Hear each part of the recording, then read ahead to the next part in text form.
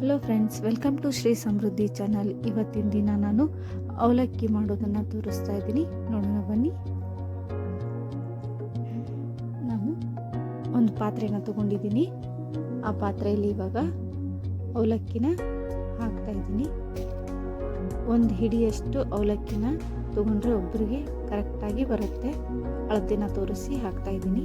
ನೋಡಿ, ಈ ರೀತಿಯಾಗಿ ಹಾಕಿದರೆ ಒಬ್ಬರಿಗೆ ಆಗುತ್ತೆ. ಅಂಥದ್ದನ್ನು 3 ಹಿಡಿ ನಾನು ಹಾಕ್ಕೊಂಡಿದ್ದೀನಿ. ಬಾಳಿಗೆನ ಇಟ್ಟಿದ್ದೀನಿ. ಮೊದಲು ಅದಕ್ಕೆ ಸ್ವಲ್ಪ ಎಣ್ಣೆ ಹಾಕ್ತಾ ಇದ್ದೀನಿ.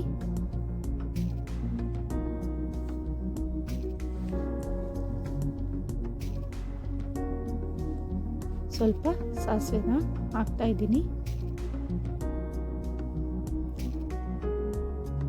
ನಂತರ ಇದಕ್ಕೆ ಶೇಂಗಾ ಕಾಳನ್ನು ಹಾಕ್ತಾ ಇದ್ದೀನಿ.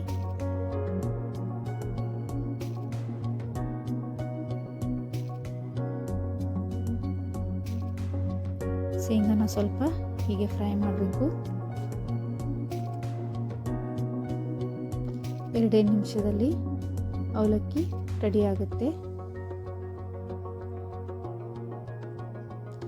ಇವಾಗ ಸ್ವಲ್ಪ ಜೀರಿಗೆನ ಹಾಕ್ತಾ ಇದ್ದೀನಿ.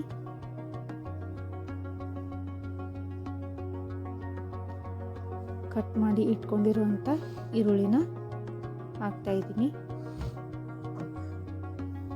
ಸ್ವಲ್ಪ ಚಿಕ್ಕದಾಗಿ ಹೆಚ್ಚಿಕೊಂಡಿರುವಂಥ ಮೆಣಸಿನ್ಕಾಯಿನೂ ಹಾಕ್ತಾ ಇದ್ದೀನಿ. ಹೀಗೆ ಸ್ವಲ್ಪ ಫ್ರೈ ಮಾಡಬೇಕು.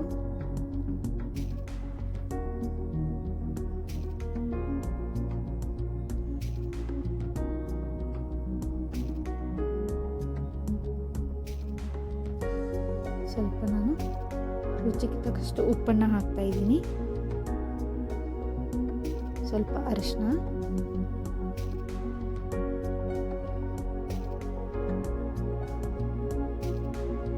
ಇದನ್ನು ಕೂಡ ನಾನು ಮಿಕ್ಸ್ ಮಾಡ್ಕೊಳ್ತಾ ಇದ್ದೀನಿ.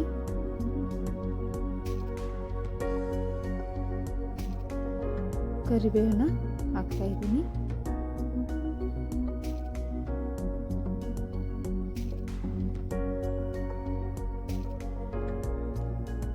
ಸ್ವಲ್ಪ ಸಕ್ಕರೆನೂ ಹಾಕ್ತಾ ಇದ್ದೀನಿ.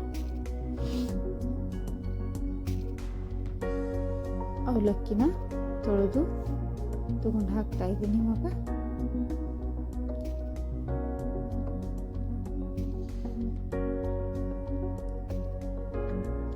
ಎರಡು ಮೂರು ಸಲ ಚೆನ್ನಾಗಿ ತೊಳೆದು ತಗೋಬೇಕಾಗುತ್ತೆ.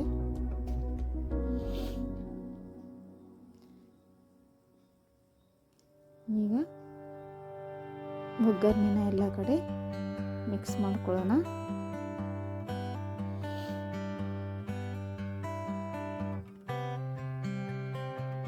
ಈ ರೀತಿಯಾಗಿ ಮಿಕ್ಸ್ ಮಾಡ್ಕೊಂಡು ತಗೊಂಡು ಬೇಗನೆ ಆಗಿಬಿಡುತ್ತೆ ಅವಲಕ್ಕಿ. ಸಾಯಂಕಾಲ ಟಿಫಿನ್ಗೆ ಬೇಗನೆ ಆಗುವಂಥ ತಿಂಡಿ ಅಂತ ಹೇಳ್ಬೋದು.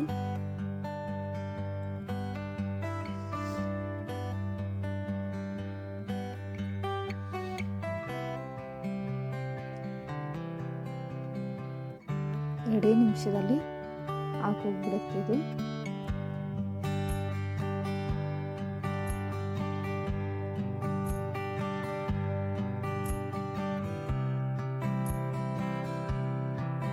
ಹೀಗೆ ಅವಲಕ್ಕಿ ಬಿಸಿ ಆಗುತ್ತನ ನಾನು ಮಿಕ್ಸ್ ಮಾಡಬೇಕಾಗುತ್ತೆ.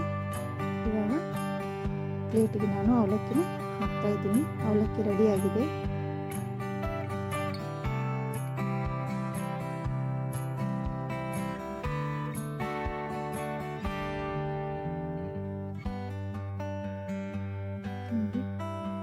ಎಷ್ಟು ಚೆನ್ನಾಗಿ ಬಂದಿದೆ ಅಂತ.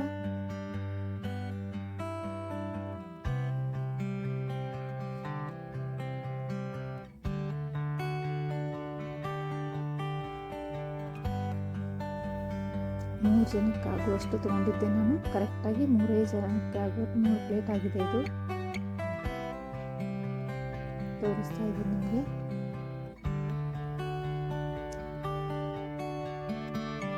ಇದಕ್ಕೆ ಮೇಲೆ ಖಾರ ಮಿಕ್ಸ್ಚರ್ನ ಹಾಕ್ತಾಯಿದ್ದೀನಿ.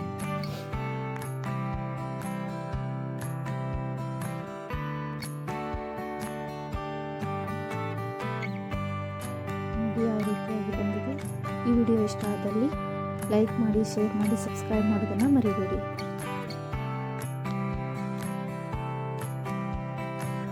Thank you for watching.